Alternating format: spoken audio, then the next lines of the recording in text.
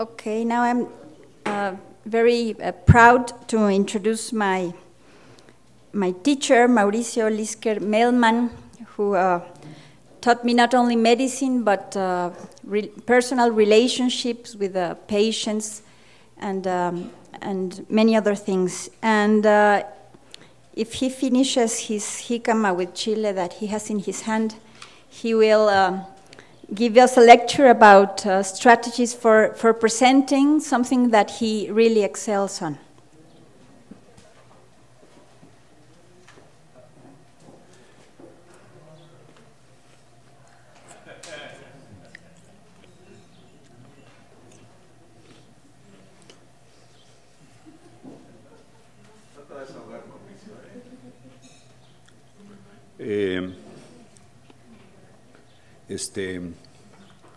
Quiero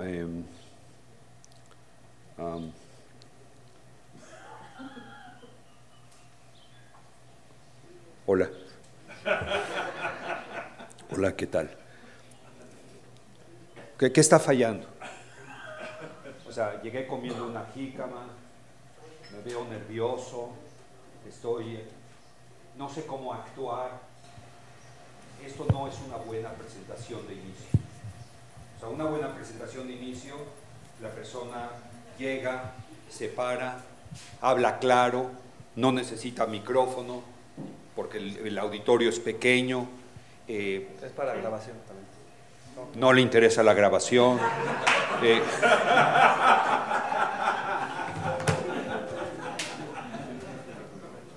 Y genera inmediatamente un ambiente en el cual él está cómodo, se siente cómodo, en comparación del primer Mauricio, que está comiendo una jícama, es inapropiado, se ve nervioso, se seca el sudor, no sabe cómo actuar. Esa es la diferencia entre una presentación memorable y una persona pusilánime, preocupada, nerviosa, que no va a ser capaz de presentar. De tal manera que ustedes tienen realmente la opción de dar una presentación magistral o verse titubeantes y nerviosos, y entonces las personas se acordarán de ustedes, independientemente de la presentación, de que fueron titubeantes y que no tuvieron la presencia para dar una presentación correcta. Lo que nosotros queremos hacer el día de hoy con esta presentación es enseñarles cómo dar una buena presentación, y es muy complicado para mí enseñarles a ustedes lo que ustedes ya saben, puesto que la mayoría de ustedes son excelentes expositores, de tal manera que yo les voy a presentar un poco de mi experiencia acumulada a través de los años dando conferencias y cuáles son los aspectos que desde mi punto de vista me han funcionado a mí. Estos son los puntos claves para mí de una presentación exitosa. La preparación y la planeación. Sin una preparación apropiada, sin una planeación apropiada, la presentación no va a ser exitosa. La estructura de la presentación es capital, ese es el segundo punto. ¿Qué tipo de elementos visuales quieren ustedes escoger para que su presentación sea excelente? ¿Cuál es el lenguaje no hablado? Yo estoy parado frente a ustedes. Ustedes no saben si estoy nervioso o no, pero parezco seguro, y el lenguaje hablado primero de comer la jícama y estar secándome el sudor era de nerviosismo, y finalmente la voz. Yo no necesito el micrófono, este no es un auditorio de miles de personas, de tal manera que sin el micrófono probablemente incluso mi comunicación sería más eficaz, porque el micrófono borra un poco algunas de las inflexiones de mi voz, borra algunas de mis pausas, y esto es importante para la presentación exitosa. Entonces, hablemos de qué es la preparación y qué es la planeación. Entonces, antes de una conferencia, yo siempre pienso cuál es el propósito de la presentación. Me interesa muchísimo saber qué es lo que quiero dejarles claro. Algunos dirían es la tarea que ustedes se van a llevar a su casa. ¿Qué quieren aprender de esa presentación? ¿Cuál será el título de mi presentación? ¿Quién será mi audiencia? En este caso son profesores, son estudiantes que son avanzados, que saben lo que quieren o que están buscando algo muy específico, y eso me ayuda mucho a mí a determinar cómo voy a dar mi plática. ¿Qué tal que mi plática se la tengo que dar a un grupo de enfermeras, a un grupo de médicos y a un grupo de investigadores? Tengo una población heterogénea. Entonces mi plática a lo mejor va a tener que tener algunos elementos que expliquen el problema básico para que las enfermeras que a lo mejor tienen menos conocimientos puedan ubicarse, pero tiene que ser suficientemente interesante para el grupo de científicos o el grupo de médicos también tengan interés en esa presentación. ¿Cuáles serán los puntos principales a tratar? Esa es mi agenda de mi presentación y cuál espero que sea la consecuencia o la utilidad de mi conferencia. Otras preguntas que son importantes es cuánta gente asistirá. Yo pregunté varias veces cuánta gente viene. Maru me dijo vienen como 25. Entonces yo ya tenía una idea del tamaño del auditorio. ¿Cuáles son los aspectos culturales de la audiencia? Yo di una conferencia hace unos años en Kuwait. Y estaba en Kuwait y decidí iniciar mi presentación con una introducción en árabe. Preparé la presentación en árabe, me la escribieron mis residentes, la leí fonéticamente y me acuerdo que dije en árabe, en un árabe que practiqué muchísimo, dije cada vez que yo viajo por el mundo, doy mi presentación en el idioma del país al que voy. Eso dije en árabe. De tal manera que esta presentación la daré en árabe. Y todo el auditorio, un auditorio de 1,500 personas, empezaron a cuchichear. O sea, no podían creer que pudieran salir palabras en árabe de mi boca. Y acto seguido dije en árabe dije, estoy bromeando, voy a hablar ahora en inglés. Han pasado años desde esa presentación. Me he vuelto a encontrar a muchos de los que asistieron en congresos. Nadie se acuerda de qué hablé ese día, pero todos se acuerdan de esa introducción. Entonces, los aspectos culturales son importantes. Hace 3 años di una plática en Etiopía. Estaba dando mi plática y resulta que cuando llegamos a la sesión de preguntas y respuestas, cuando me hacían una pregunta, me preguntaban así, disculpe, ¿me podría explicar? Y le decía, discúlpame, no te escucho, ¿podrías hablar más fuerte? Y decía, sí, disculpe, ¿me podría...? Y entonces, saliendo de ahí, le pregunté al que me invitó que por qué la gente hablaba tan quedito. Y me dijo que porque culturalmente en Etiopía, cuando están ante una autoridad, bajan la voz. A diferencia de lo que sucede en México. Bajan la voz. De tal manera que era imposible escucharles y por más que yo les pedía que hablaran fuerte, ellos sentían que estaban ante una autoridad, que esa persona era yo, y por lo tanto siempre hablaban queditos. Son aspectos culturales de la audiencia, pueden ser muy importantes, sobre todo cuando viajan internacionalmente. El sitio de la conferencia. No es lo mismo hablarles a ustedes sin micrófono que estar en un auditorio, en un congreso de la Asociación Americana de Estudios del Hígado, en donde hay a lo mejor 10,000 personas sentadas. ¿Cuáles son los aspectos técnicos? Yo siempre llego antes, veo cómo voy a cambiar mis diapositivas, veo que se proyecten bien mis diapositivas, checo, por ejemplo, si hay un señalador láser o si no hay un señalador láser. A veces yo viajo con el mío. ¿Por qué? Porque me interesa que todo esté correcto. ¿A qué horas es en el día? ¿Es a la hora de la comida? Entonces yo sé que la gente va a estar hambrienta. Es después de la comida, a lo mejor van a estar durmiéndose. Es en la mañana, es en la noche. La hora del día puede ser importante. ¿Cómo debo de ir vestido? Yo normalmente no me he visto así, y me dijeron que era informal. Ayer me insistió varias veces Maru, ve con jeans. Entonces, pero yo dije, yo no sé bien cómo va a ser. Entonces siempre es mejor ir un poco mejor vestido y ya te puedes quitar después la corbata o te puedes quitar el saco y quedas más informal, pero no te puedes inventar un saco si no lo traes o no te puedes inventar una corbata si no la traes. Entonces, ¿cómo debes ir vestido puede ser útil? Y llegar al sitio con anticipación. Yo llego al sitio y observo la disposición de los asientos, veo qué tan lejos está la primera fila de mí, observo a las personas. Rara vez me quedo viendo a una persona en particular y rara vez me quedo viendo al piso. Me mantengo frente al auditorio con una actitud de confianza. La estructura de la presentación tiene 3 partes.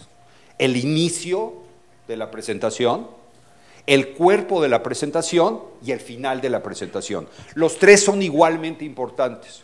Entonces, ¿qué es el inicio?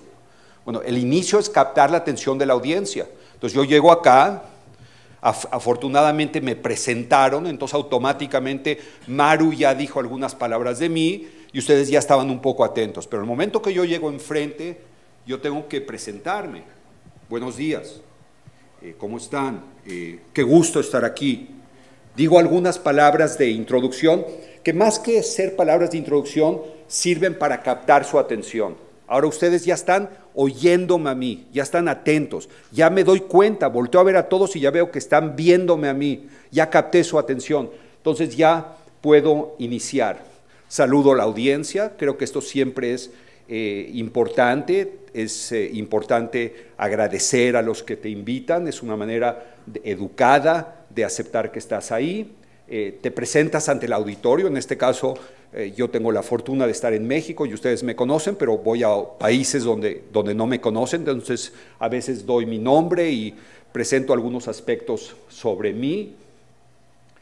Doy el título de la presentación y siempre doy el título de la presentación tal y como me invitaron y doy a veces una pequeña introducción al tema para que las personas sepan qué es lo que van a escuchar. Ya tienen una idea general de lo que se va a hablar y doy una idea del tiempo de la presentación. Muchas veces yo digo, en los siguientes 20 minutos o en los siguientes 15 minutos, y así las personas ya saben que el tiempo de mi presentación durará X. Después me tomo el doble, pero no importa, la gente ya sabe a lo que se va a enfrentar. Menciono cuáles son los objetivos de mi presentación y siempre tengo una agenda de presentación.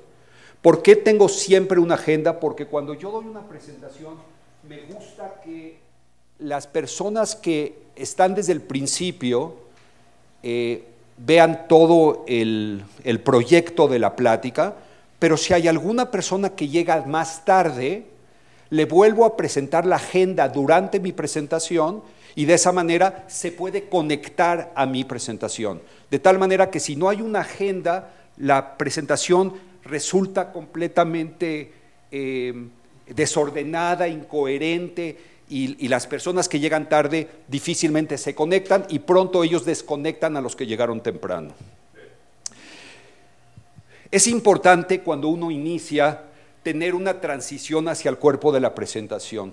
Yo tengo un poco la idea de que la primera o segunda diapositiva debo memorizar lo que quiero decir. Porque una vez que di mis primeras 2 diapositivas bien, ya me siento cómodo para seguir adelante. Si fallo en las primeras 2 diapositivas, me siento un poco nervioso para la tercera y la cuarta y la quinta.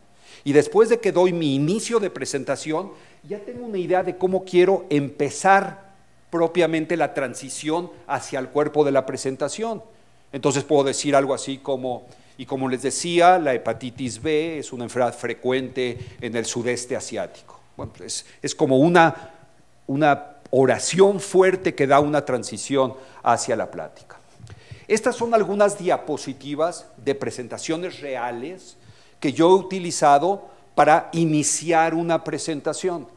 Esta es una que yo di cerca de julio del 2016, que se acercaba el día de prevención, el Día Mundial de la Hepatitis, y utilicé esta presentación como para dar una introducción general al problema de hepatitis que iba a tratar, y esta diapositiva resultó ser muy útil para lo que traté posteriormente. Esta es otra diapositiva en donde ustedes ven a Prometeo encadenado en las rocas del Cáucaso. Este es un dibujo famosísimo que está en el Museo de Arte de Filadelfia, pintado por Peter Paul Rubens. Es una pintura monumental en la cual se observa a Prometeo encadenado en las rocas del Cáucaso y se ve a un águila devorándole el hígado. Como ustedes saben, Zeus decidió castigar a Prometeo porque quería buscar el origen del fuego, lo encadenó y mandó a un águila para que le comiera el hígado en las mañanas.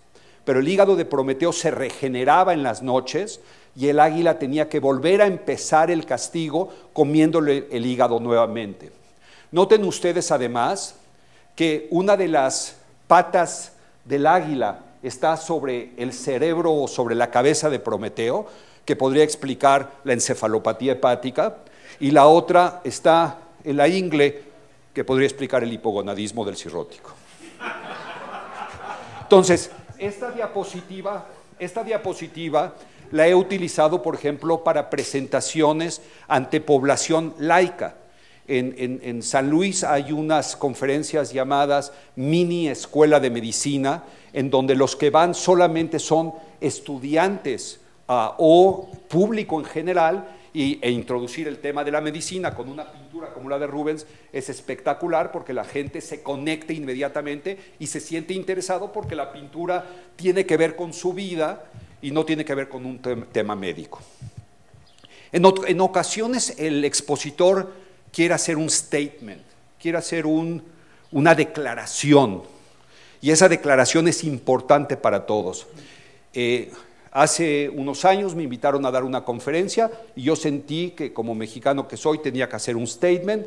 Presenté esto y dije que en el Museo Amparo, que se encuentra en Puebla, hay una colección gigantesca de figuras y estelas y esculturas y utensilios de muchas culturas prehispánicas, y dentro de estas culturas prehispánicas me encontré esta. A mí me parece que esta figura es idéntica al presidente Trump. Pueden ustedes diferir o no de mí, pero después de presentar esto ante el público general dije que los mexicanos no somos criminales y que los mexicanos no somos violadores. Acto seguido dije que le quería pedir el certificado de nacimiento al presidente Trump, porque en la realidad yo pensaba que era totonaca. Con esa diapositiva de presentación, el público que estaba ahí quedó muy claro que yo era mexicano, quedó muy claro que yo estaba en contra de lo que Trump había dicho, y además quedó muy claro que a lo mejor que el presidente Trump no nació en los Estados Unidos, como él dice. Esta es una clásica diapositiva de presentación, en donde digo dónde voy a dar mi conferencia. En este caso fue en Monterrey. Voy a hablar del estado actual del tratamiento de la hepatitis, doy mi nombre, doy mi posición en el hospital y digo en qué hospital trabajo. Esta diapositiva de presentación es una bonita diapositiva que da una información general de quién es el expositor, y a lo mejor yo utilizo esta diapositiva para que se presente unos minutos antes de que yo empiece la plática, de tal manera que la gente que va llegando y se sienta ya lee lo que va a pasar, y entonces es mucho más fácil para mí iniciar mi plática. Esta es una típica agenda de trabajo, es una conferencia que di sobre hepatitis viral y embarazo, y traté estos conceptos en mi agenda de trabajo, y esto da propiamente entrada al cuerpo de la presentación. ¿Cuánta información debo de compartir? Ya decíamos en la mañana que no se pretende que yo haga expertos en un tema a la población que está asistente en una plática de 30 o 40 minutos. Entonces debo de ser muy cuidadoso en escoger cuál es la información que quiero compartir con la población de individuos que va a estar ahí. Ya dije antes, va a ser diferente si son estudiantes o si son enfermeras o médicos. Después, la secuencia de ideas del cuerpo de la presentación no puede ser alocada, tiene que tener una secuencia. Entonces yo uso o un orden cronológico, o voy del general a lo específico, o de lo conocido a lo desconocido, o de lo aceptado a lo controvertido, o causa o efecto, o del problema a la solución. ¿Cuál es el problema? Y al final les presento la solución. Entonces me veo padrísimo. Presento cuál es el problema y luego les digo, miren, y esta es la solución. O, miren, no se sabía nada y ahora ya se sabe, conocido a desconocido. Entonces, yo utilizo frecuentemente en mis presentaciones este orden cronológico. Es fundamental mantener al auditorio orientado, de tal manera que, como dije antes, en el cuerpo de la presentación, frecuentemente hago transiciones y anuncio las transiciones, y debo tratar de mantener al auditorio atento, y esto lo hago con variaciones en mi voz y uno que otro chistarrajo de vez en cuando. Ok, esta es una clásica agenda de trabajo. Otra vez digo claramente cuáles son los conceptos que voy a tratar en esa agenda de trabajo.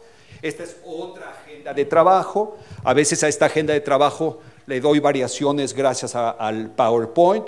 Por ejemplo, ese es la primera punto de esa agenda de trabajo. Cuando termino esta, típicamente vuelve a aparecer toda la agenda y ahora nada más aparece el segundo concepto, luego el tercero, luego las moléculas al futuro y a veces presento la conclusión. Después viene el final. El final debe de tener un resumen, siempre debe tener un resumen porque ese resumen les debe dar a ustedes una idea de lo que se trató. Algunos a veces solo se concentran en ese resumen y es la última oportunidad que el expositor tiene de dejar un mensaje. Después hay que dar conclusiones.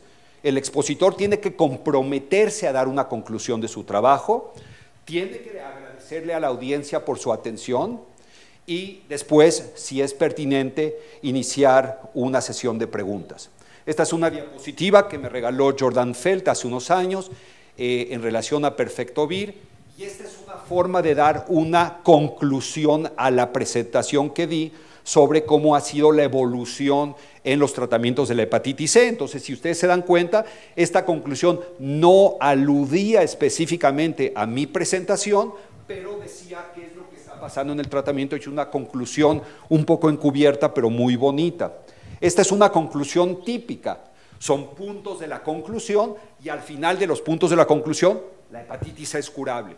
Entonces les dejo un mensaje, les dejo primero conclusiones de todos los aspectos que traté, pero al final les doy un mensaje con el que se tienen que ir a su casa. La hepatitis es curable, es un mensaje corto, contundente, fuerte, que es importante dejar como expositor. Esta es otra que di alguna vez en los Estados Unidos, en donde presento como conclusión estadísticas de lo que sucede en América Latina en cuanto a conocimientos de hepatitis C. Otra vez es una diapositiva de conclusión que desde mi punto de vista es muy buena. Después una plática está bien o mal construida de acuerdo a los elementos visuales que ésta tiene. Si los elementos visuales de la presentación son correctos, son apropiados, el público asistente no solamente se va a divertir, no solo va a aprender más fácilmente, sino que además va a disfrutar esa presentación. Los visuales a veces son un pizarrón. Yo doy a veces conferencias en mi hospital en donde no uso otra cosa más que un pizarrón y, por ejemplo, voy describiendo la historia natural de una enfermedad en un pizarrón. Yo tenía una maestra de embriología que tenía una capacidad pictórica espectacular y te iba pintando cómo desde la unión de los gametos hasta la creación del feto y el nacimiento, te lo hacía pintado en el pizarrón a lo largo del semestre y verdaderamente te daban ganas de tomar fotografías del pizarrón. Cuando ella borraba una parte, te daba tristeza que borrara la obra de arte que ella había creado. Nosotros frecuentemente usamos gráficas, a veces dibujos o fotografías, modelos, objetos, raramente videos. Yo tengo un video muy bueno de cómo se hace, por ejemplo, en pacientes con síndrome hepatopulmonar, la prueba de el bubble study, la prueba de burbujas, para ver el paso de derecha a izquierda en estos pacientes, y ese presenta un video, que es un video muy bonito, y a veces alguien da papeles para que la gente se lleve. Esto yo jamás lo hago. Los papeles habitualmente la gente los tira y es muy triste ver tu trabajo tirado afuera de tu presentación. Además es la evidencia más clara de que no les interesó. Entonces yo nunca doy papeles y así prefiero vivir más feliz. Todos usamos hoy día PowerPoint. Tenemos que usar un PowerPoint que sea fácil de leer. Esas son las letras que a mí me parece que son las más fáciles de leer. Hay unas góticas bellísimas, pues no se entiende absolutamente nada, no usen góticas. El tamaño de la letra para mí siempre es ser arriba de 20, entre 20, los títulos típicamente 36, rara vez 40. Nunca pongan un título en 25 y su nombre en 40. Eso es una cosa espantosa para empezar una presentación. Ahí ya acabó la presentación.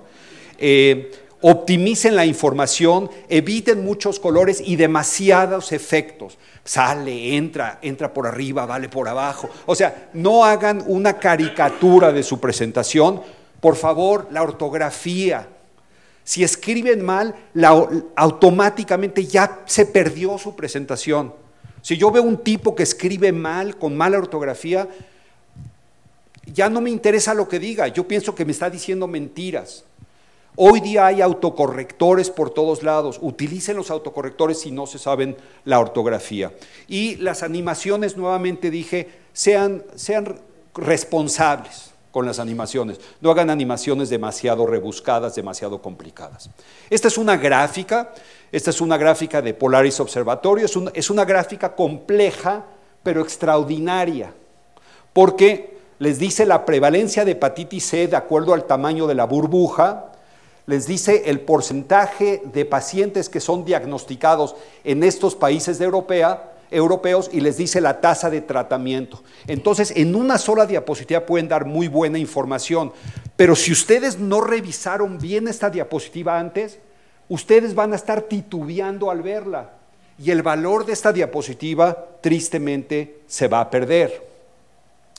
Esta es una fotografía de un etíope de la región Tigriña, que es el norte de Etiopía, y si esto estuviera bien cerrado, notarían que tiene él unos cortes aquí arriba de la ceja, hechos con un cuchillo, otros más acá, otro más en la frente, y esto es porque en Etiopía se piensa que la oncocercosis es una enfermedad que se puede, o sea, la ceguera, que es por oncocercosis, puede ser evitada con maniobras rituales. De tal manera que al nacer a los niños les hacen cortes arriba de los ojos y en la frente, y automáticamente con eso sienten que protegen a su población de la ceguera, cosa que no sucede, pero les producen a todos hepatitis B. ¿Por qué? Porque utilizan los mismos cuchillos. Entonces, esta es una fotografía magnífica, muy clara, que les puede dar a ustedes una idea del concepto que quieren ustedes transmitir. Este es el David de Miguel Ángel, y este es una pequeña broma tapándole los genitales, y este es el mismo David de Miguel Ángel después de vivir en Estados Unidos, en donde ya tiene un tatuaje, además está comiéndose una hamburguesa y obviamente se ha puesto marrano. Esta es una bonita diapositiva, por ejemplo, simpática, no ofensiva, para hablar del problema de NASH o de obesidad en los Estados Unidos.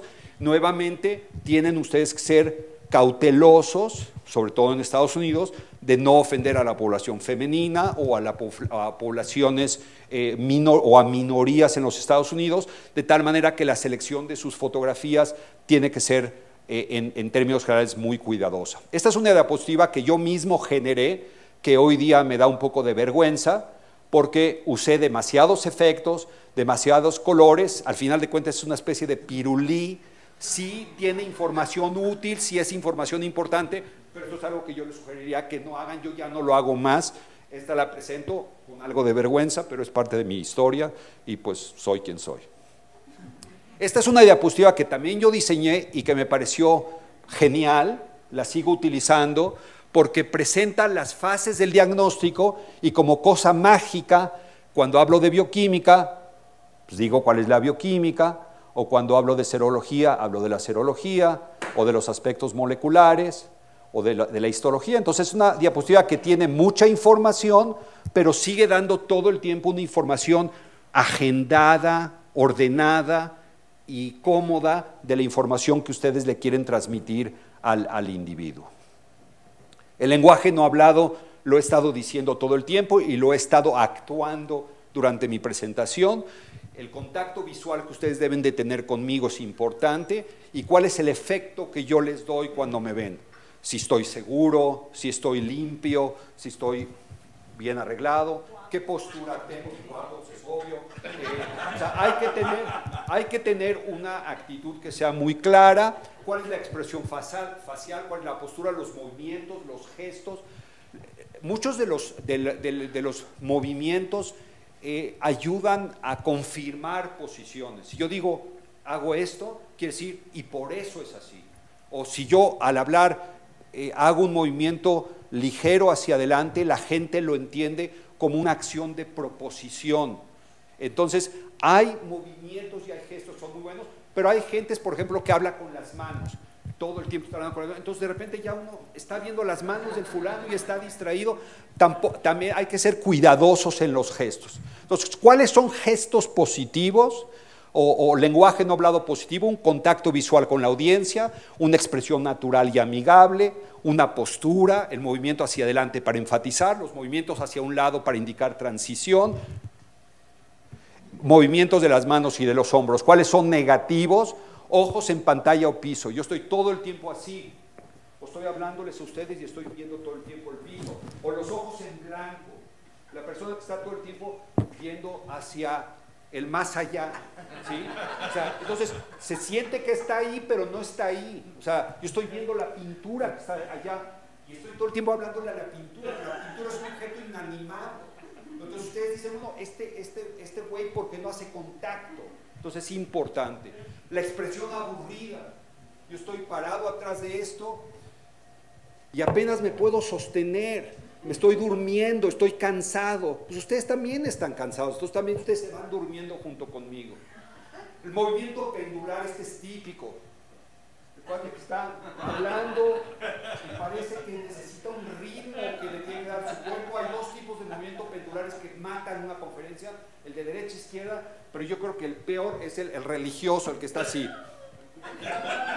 Ese movimiento pendular de delante para atrás a mí me parece mortal. Dar la espalda, tics nerviosos, manos en la bolsa, todo eso se debe de evitar.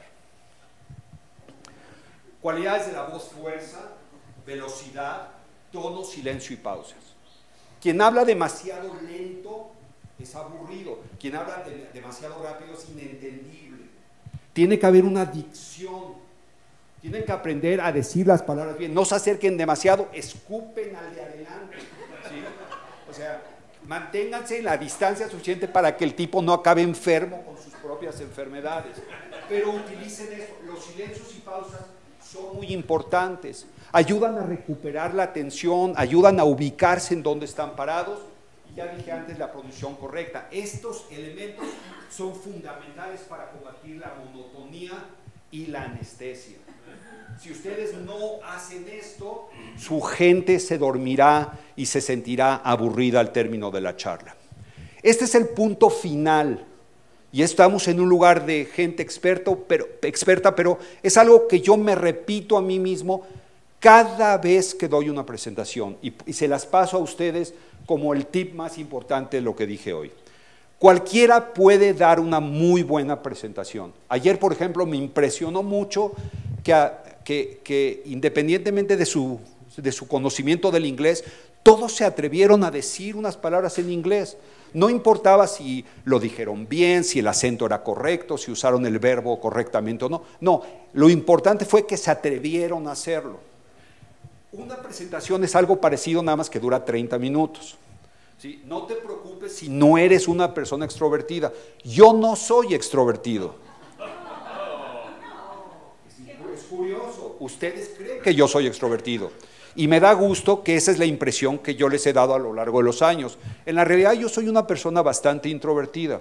Si yo llego a los lugares habitualmente donde no conozco gente, habitualmente no soy quien inicia una charla, habitualmente soy alguien que se sienta y observa, soy muy observador antes de hablar, no soy una gente que rápidamente empieza a hacer amistades, pero a través del tiempo ustedes han tenido la impresión que yo soy exactamente al revés, y esto es obviamente producto de una imagen a lo largo del tiempo y del hecho de que ustedes ya me conocen, son mis amigos, y con ustedes ya soy más extrovertido, pero en la realidad yo no soy extrovertido. La preparación y la práctica son las claves del éxito. Yo doy mis presentaciones y las reviso no una, 20 veces, y las practico a veces ante el espejo 1 o 2 veces, ahora menos. Háganlo y siempre serán exitosos. Muchas gracias.